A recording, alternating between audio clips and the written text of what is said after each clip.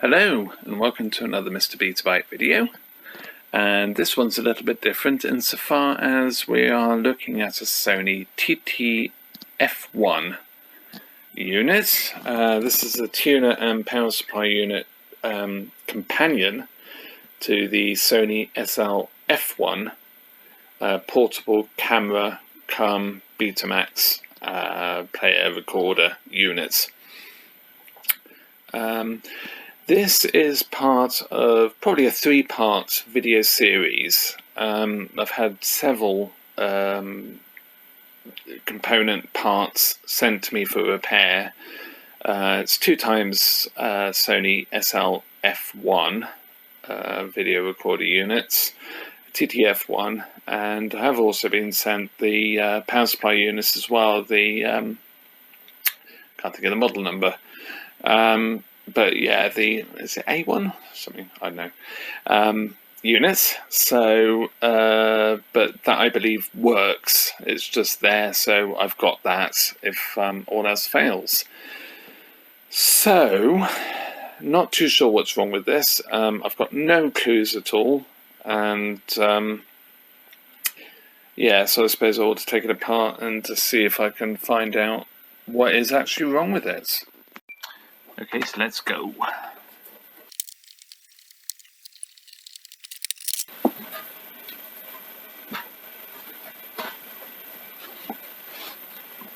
Okay, so we know there's no power. Apparently a fuse is blown. So let's get the power supply out of this.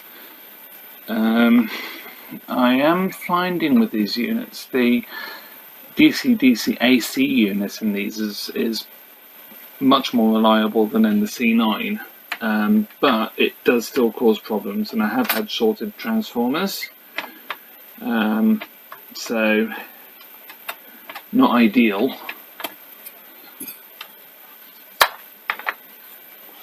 Oh, it's quite dusty.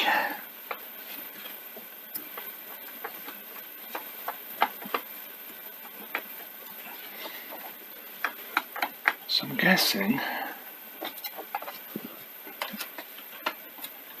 by fuse, it's the fuse there.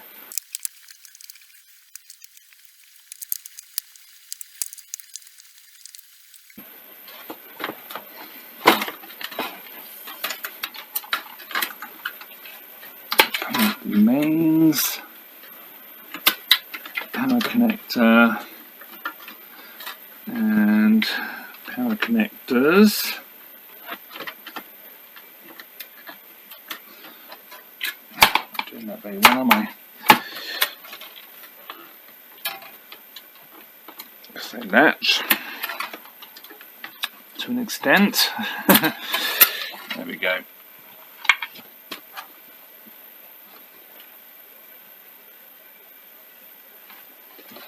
Yes, so power supply is out. So next thing, let's grab a meter.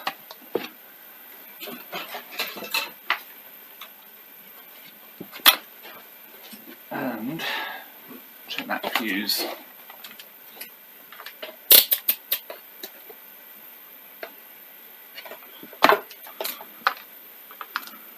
I'm saying the fuse is blown. I'm guessing it's this one. Yeah, it's that one.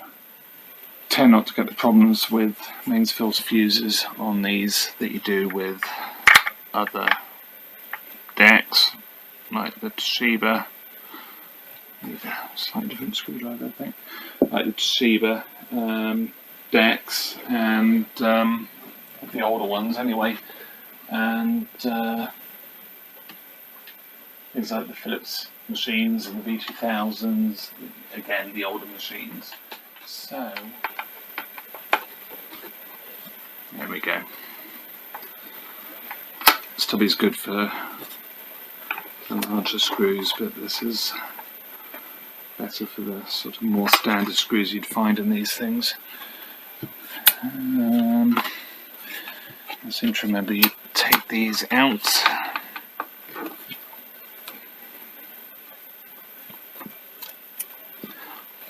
It's quite a while since I've done one of these, so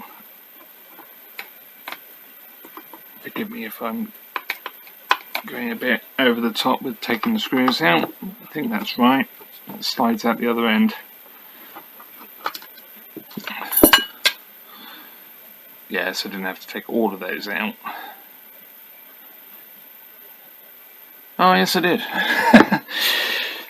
Yeah, because the 3 retaining screws actually go through the shell, and I'll take these out as well, so get the end cap off,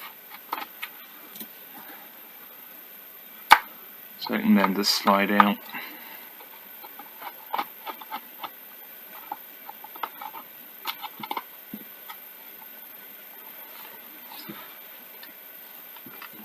I have to say, I'm always impressed how well Sony actually seal these things up, considering that probably they're the most unreliable part of any machine.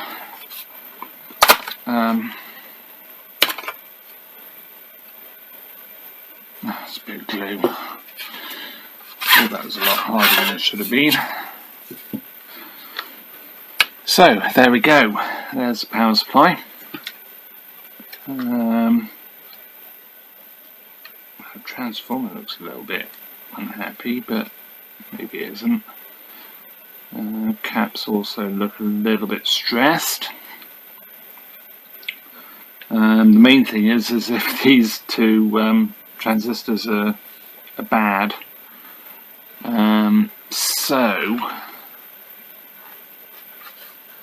It's all glued in place.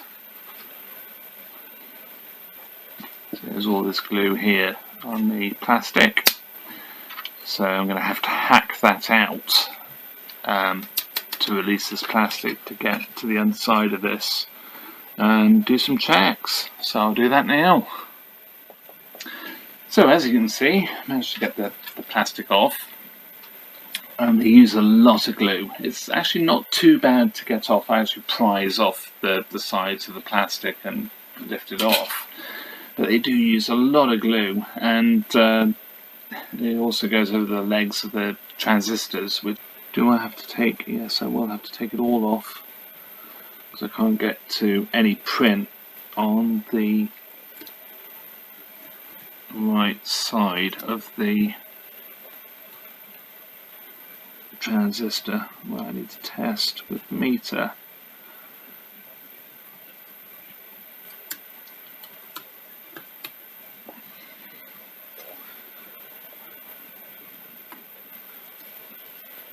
So, well, yeah, I mean, one thing about it, it comes off fairly easily, and it doesn't make too much of a mess. It doesn't leave too much on the board, so that's good. There we go. So, place your bets. Are these short?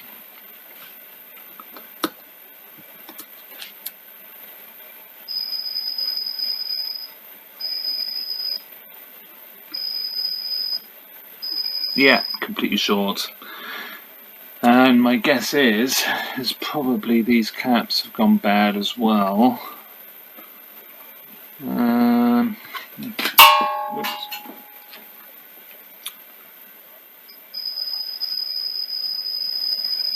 I mean, the showing is dead short, but it doesn't really mean much. Oh, oops, I'm going in the wrong place.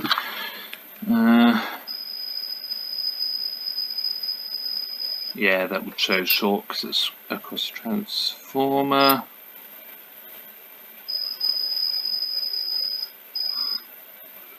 I wouldn't have thought that should be short. Maybe, yeah. Okay, so we more than likely have problems with these 2 transistors. Are they dead short? Or are they low? Yeah, I mean, they're showing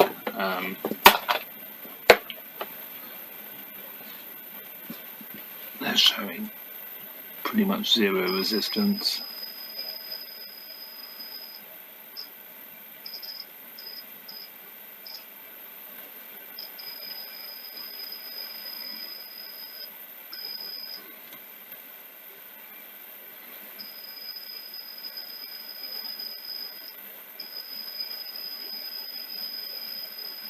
yeah, so I'm pretty confident they're dead.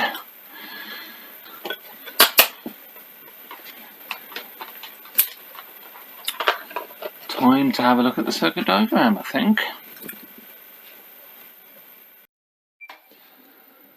Okay, so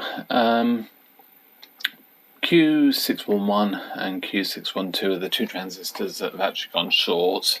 You can see here they come straight off the bridge rectifier from the mains, and these two caps here are the ones that have got a bit leaky, basically. I will check them, but they are not looking happy. And knowing these power supplies, I mean, it's not dissimilar to the Sony C7, for example. Same sort of arrangement. Caps go bad, go leaky, and end up destroying these two transistors. I mean, they're straight across the pulse, the oscillation for the transformer here. So yeah, they're going to be blown. So I have found them. They're about 14 quid each, and obviously I'm going to need two. So yeah, I'll see what the owner wants to do, and we'll take it from there. So time to crack on with replacing these two transistors and also these two caps. Looking at them, you probably can't make this out on camera, but the tops of these are actually slightly swollen, so I'm interested to see what these are going to be like. If they do actually test perfect, I'm going to be wondering what else is wrong with this. The two transistors I got from Little Diode, which is a pretty good company, I think. They sell on eBay, but they seem to be pretty good. I've had items from them before, and they seem legit and good quality, so that's great. And yeah, I would recommend them. So far, so good. But they did cost me nearly 30 UK pounds, so I don't really want to blow them. So yeah, I suppose the next thing is to get these caps out, test those, get these transistors out, test those. It's quite interesting how this is all arranged as well. So we'll run through that. And I'm doing this amidst a spring clean. So I'm going through all my scrap boards, which I've accumulated over the years, and going to organise them into more meaningful groups in boxes, so A, they don't get damaged, and B, I know exactly what I do have. So yeah, all good fun. Look at that, it's Philips V2000 deck there. Forgot I had that. Yeah, so let's crack on. So first of all, let's undo the clamp. This is a clamp for the two main transistors. And what does that actually achieve? Yes, that will come out. There's quite a bit of glue around this thing. So what that is basically a piece of plastic with some metal in it, I guess to help with heat dissipation, although I don't know how well that would actually work ultimately. But the main thing is it needs an isolator, so it's not grounding the. Now these are actually a different form to the ones I have. Or are they? No, they're not.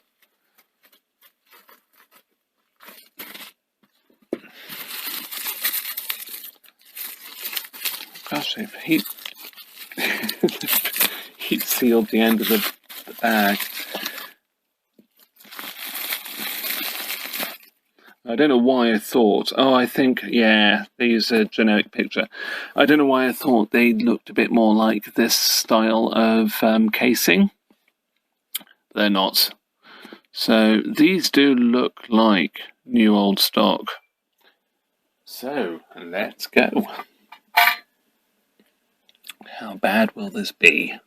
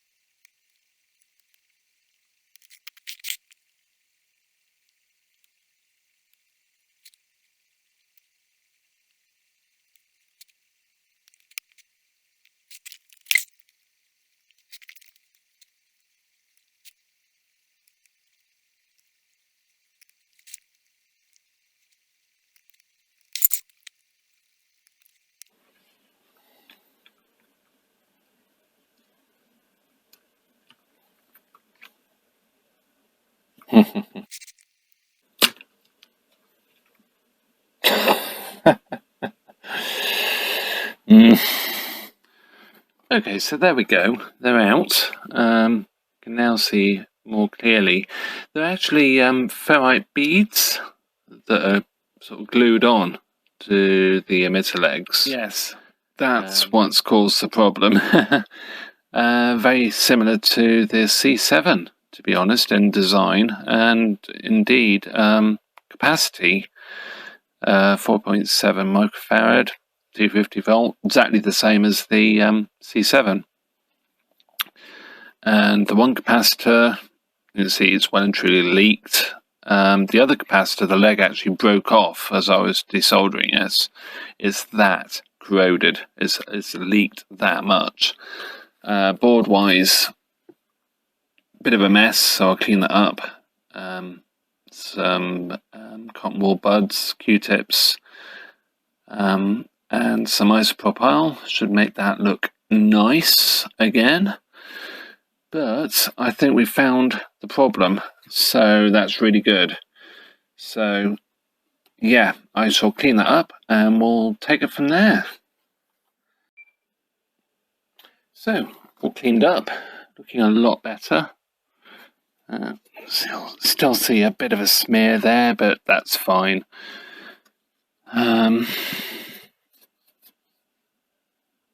Pads look good as well. So try and line them up with the original setting.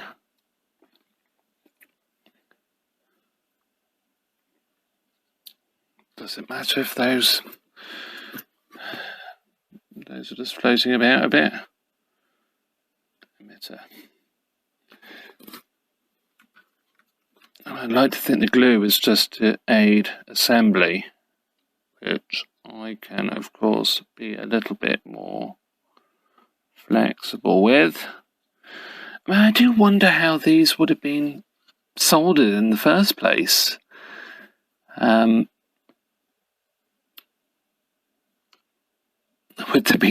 Would there have been a process where the those ferrite cores were put on by machine? Seems a bit crazy. But to do it manually, blimey. That wasn't so clever.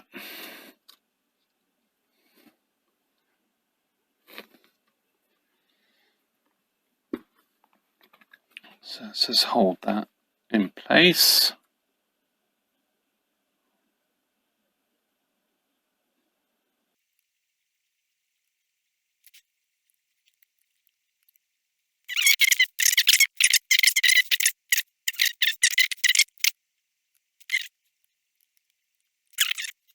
So before I chop off any legs,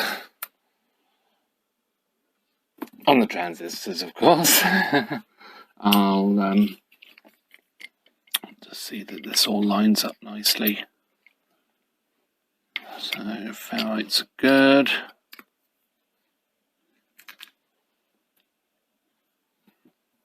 Let's make sure this does actually fit.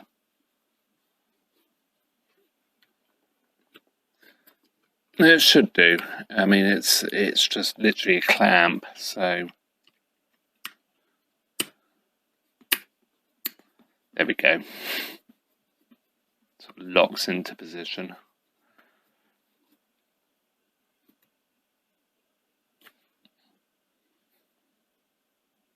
Yeah, I can actually feel warmth in the heatsink, so that's cool. Pardon the pun. It's a bit over tight.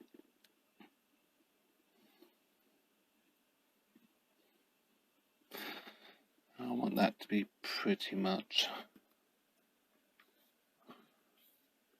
flush. So that's good. So the next thing is to put in the new capacitors and replace these old crusty ones. As you can see, the new ones are quite a bit smaller. These are 350 volt, 4.7 microfarad. These are 400 volt, 4.7 microfarad. I've just upped the voltage slightly. And bought these from Farnell yesterday, and they arrived this morning. Placed the order at 4 o'clock yesterday afternoon, and they arrived this morning. Amazing. So yeah, it should be good. The only slight problem that I have is that they are slightly too small to properly sit on the board, on the PCB. So so I don't strain the connections as they go into the capacitor itself, because that can cause problems. I'm going to just sort of fashion the legs in such a way that they are wider, but they also give, they don't strain the connections. These are important. Well, obviously they blow the transistors, so you want to keep these as good as possible, and use good quality ones as well. So yeah, I'll do that now, and we'll get those soldered in. Okay, so I've done that, and you can't really probably see that very well, but basically I have some very narrow-nosed pliers, so I can actually get it really close to the exit of the capacitor to get that done. So hopefully that should be a good compromise for the size of these without straining the leads. So negative, let's make sure I get these right, because we don't want to get this wrong. So positive is towards the transistors for both of them. Sony are very good with their PCB labeling to make sure that you don't get it wrong, but still, you know, you get distracted or something happens, or you know, you're worrying more about something else in the whole repair process, and you sort of put a capacitor in and get it wrong. I've only done that once, and that was actually on a V2000 machine. One of the Grundig 2x4 Supers. I recapped a power supply, and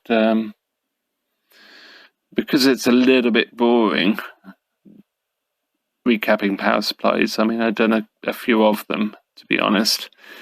Watching TV, I had a TV on, and managed to get a capacitor in the wrong way around. The result was it got very hot, and the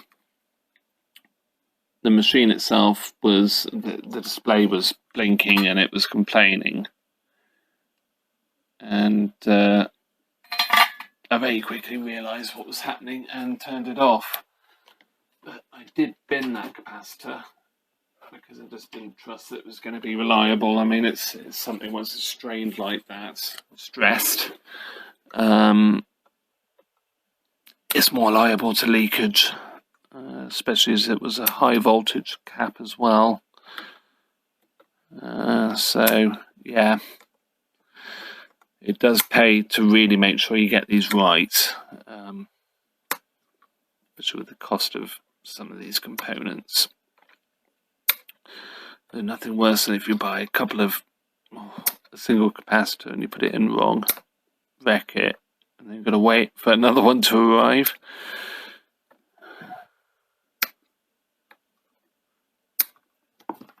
Let's get rid of that stray. Because I'm doing it at a funny angle, I'm not probably cutting these. They do need to be flush. So that is looking really good. So new capacitors in and happy. Transistors in and soldered properly. No bad joints there. So that's great. So the next thing is to put the bottom cover back on this. Obviously I'm not going to worry about glue or anything like that. Why would you? It's fine. This glue, you could argue it's only being a pain in the neck, repairability wise, but it's actually them ensuring that there is full isolation. I mean, this live portion of the power supply is completely isolated from everything else by that glue. It's an extra layer, but it is overkill, I have to say. So yeah, I'll leave that up to you to decide why it's done like that. But cool, let's get it sorted.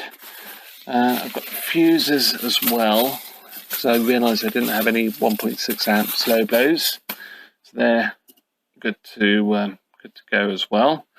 So let's get it back together. So next thing is to change the fuse. You can see here someone struggled to change the fuse previously and has bent the top clip there. So you straighten that up, put a new fuse in, and then we can put the power supply in. So new fuse is installed and sorted out the clip as well. It's much better. It's not perfect, but it's much better. It'll hold the fuse, so that's good. Also put the right fuse in. It's a time lag 1.6 amp fuse. The fuse that was in there was a high rupture current type fuse, so ceramic with sand or similar inside, so it doesn't sort of explode, doesn't blow the glass. That's okay, but yeah, the right fuse is in there now. So yeah, time to put the power supply back together, and yeah, let's crack on. So power supply, I'm going to apply some compound, heat transfer compound, just because I want to make absolutely sure this doesn't overheat. The heatsink is actually on the outside of the case, and this bit here screws up to that end of the case, and then this on the outside, so it's quite important that you get good thermal throughput. So I'll just clean this off just with tissue. I'm not too worried if there's some left there. And then get some of this stuff. And I have to admit, this is actually quite old, and very old, but it still works. It's separated slightly, but it's fine. So just put a fairly liberal amount around there. It'll squash down nicely, but we'll make sure it's fairly well covered as well.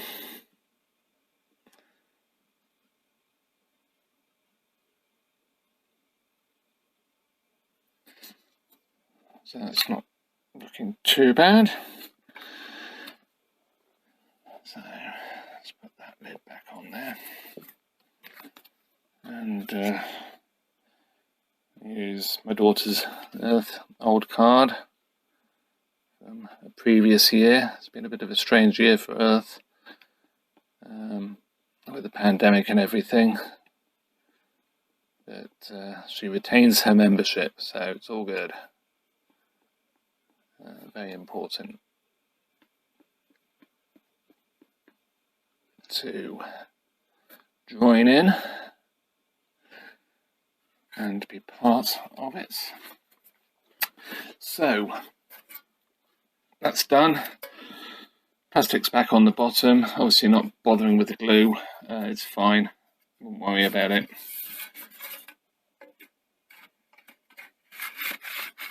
Too much.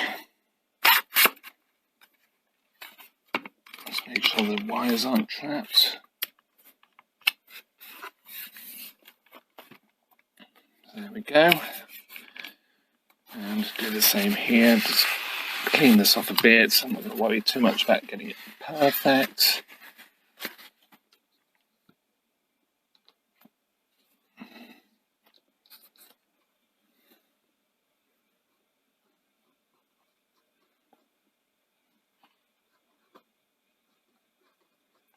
I don't need quite so much here. I will spread it out and it'll be fine. Just clean the nozzle.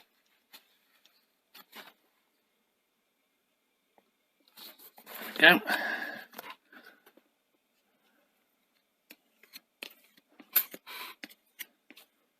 That's not too bad.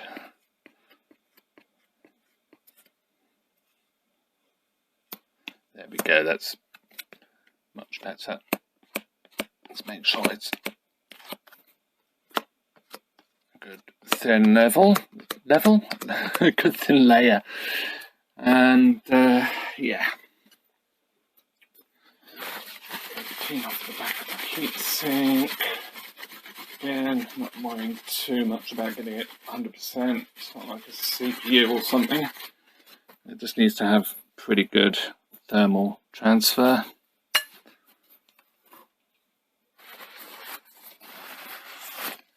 Take that bit off the side because it's going to annoy me every time I put my hand there that I'm going to get covered. So, yes.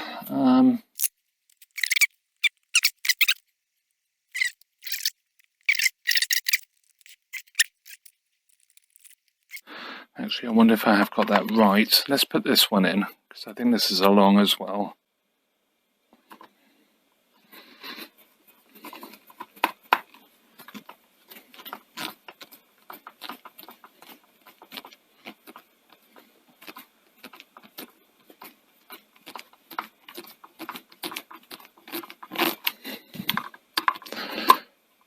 I think these shorts go on the other end.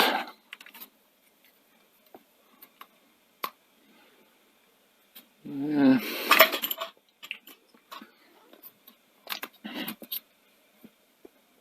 I really want that on the carpet. A longer one goes in here.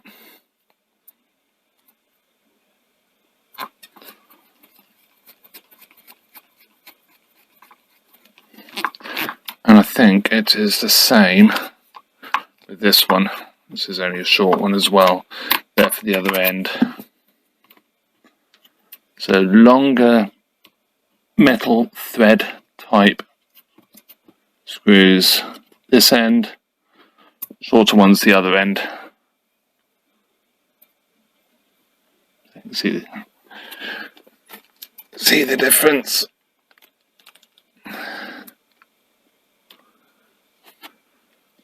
They're just a little bit longer, and the ones in this end actually only have one washer as well. The ones on the other end have a washer and a shake proof. So yeah, there we go, got it right. Got there in the end. It just pays to take a bit of attention to how you're putting these things back together, because it does make a difference. So put this on. this bit. So this clips in on this side. I'm not showing this very well, am I? That goes in there, like so. Of course, we've got some grease on here, but I'm not worried about that.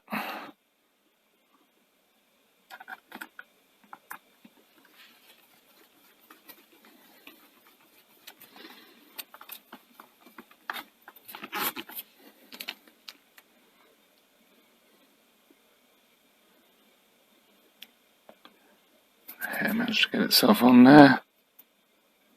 And some dust. Oop. Probably put some more dust on there now.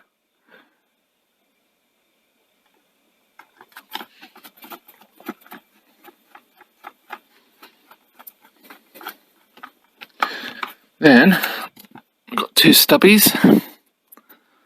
The stubby self tappers. And this one here.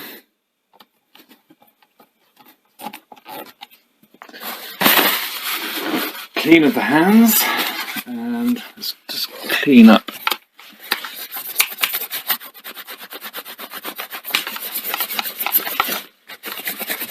Well, I've managed to spill bits of silicone heat transfer paste.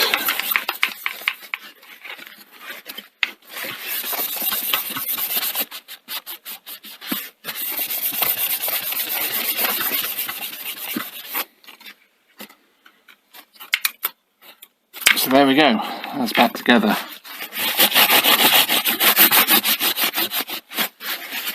A bit of grease there, let's just get that off so it's tidy.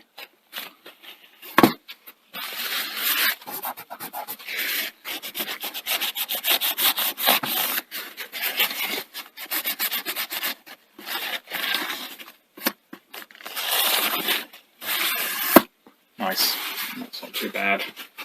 Super. So, next thing now is, I'll get that clean. A bit pedantic, I know, but still. Let's put this cover on next, which goes this way. Yeah, that's right. So,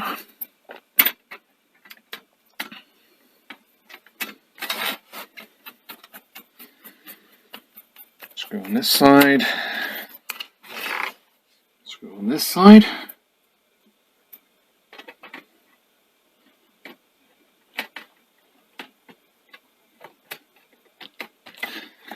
Then power supply itself.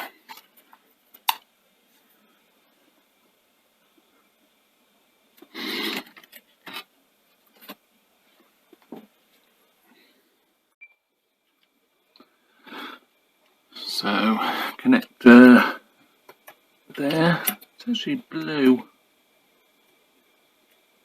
and it's actually a black connector that goes onto it. I wonder if that's with age that's sort of gone blue.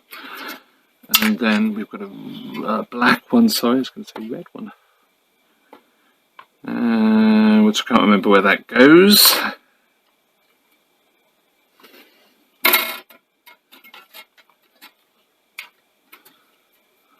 Onto this blue, it's like navy blue connector.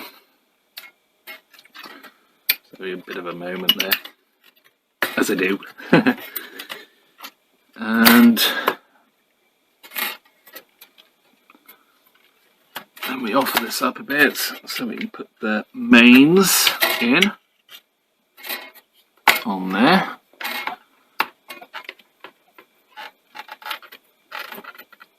And then somehow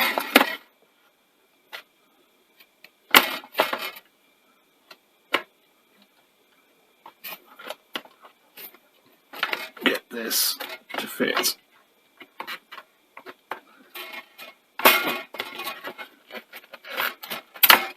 And there we go.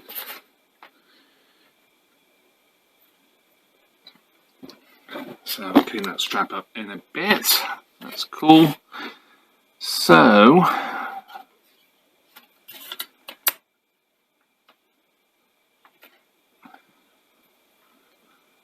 let's put these short screws in.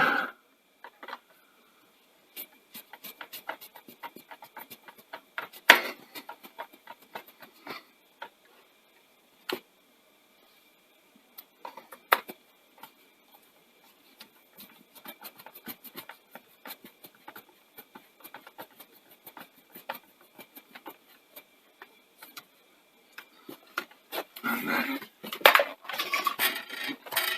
these screws just go in down here.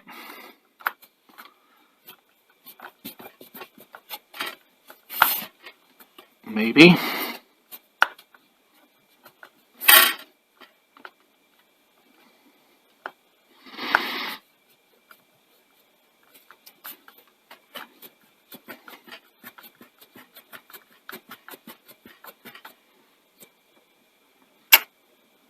I was going to say, I think these two screws for this are also short, but I have got enough, so I know you can't see what screw count I have left, but it's all good. So these are the screws I have left. So two short ones, which will go here and here, and then another short one there, case screws, and we're good to go. Yeah, cool. It's coming along nicely.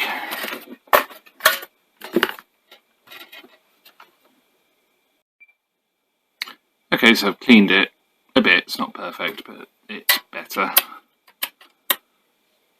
Again, I wonder if this has been a slightly smoky atmosphere at some point in its life. Doesn't really matter, but it just means that things are a little bit tarnished. This has no moving parts, of course, so it's not like it's nearly as critical as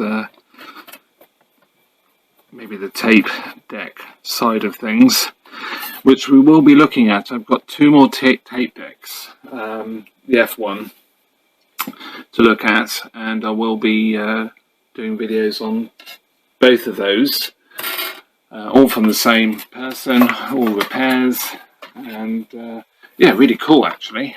I'm really looking forward to doing them. So we are somewhere near done. Okay, before we power it on, let's have a look at the fuse and the plug. Place your bets now. What fuse do you think will be in here? Yay! 13 amp fuse. Excellent. Okay, so 13 amp fuse. Let's pop that in. Otherwise the plug is fairly well fitted. Lovely.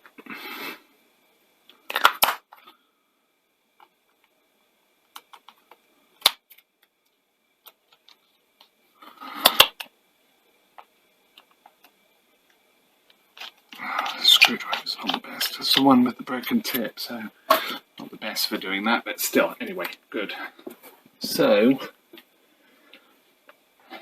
time for the moment of truth. Now, I really would like to put this on a dim bulb, just so it doesn't go bang. Let's put that there. But I don't have one at the moment. It's something I've been meaning to get because it's useful. But instead I'm going to use the Variac. Let's just put you so you can see a bit more. So if there's a flash from the fuse, you've got that excitement. Share with me. So I'm going to wind it up on the Variac.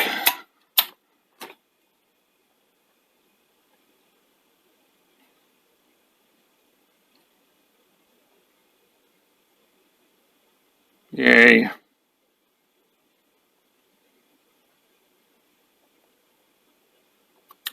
Perfect. So it is literally those two capacitors. These are notoriously bad for going, and they just destroy those transistors. Exactly the same on the C7. And yeah, I mean, if I ever get a C7, regardless if it's working, I will change these capacitors. Even if they look good, I will still change these capacitors. And it's the same with the TT-F1. Certainly worth doing. So yeah, so thank you very much for watching, and see you in another video. And don't forget to like and subscribe. It really does help, and thank you to everyone who already has. I mean, it's really, really wonderful. I do really appreciate it, and just glad glad to have so many people liking these videos, which is really nice. So yeah, thank you very much, and see you in the next one. Bye for now.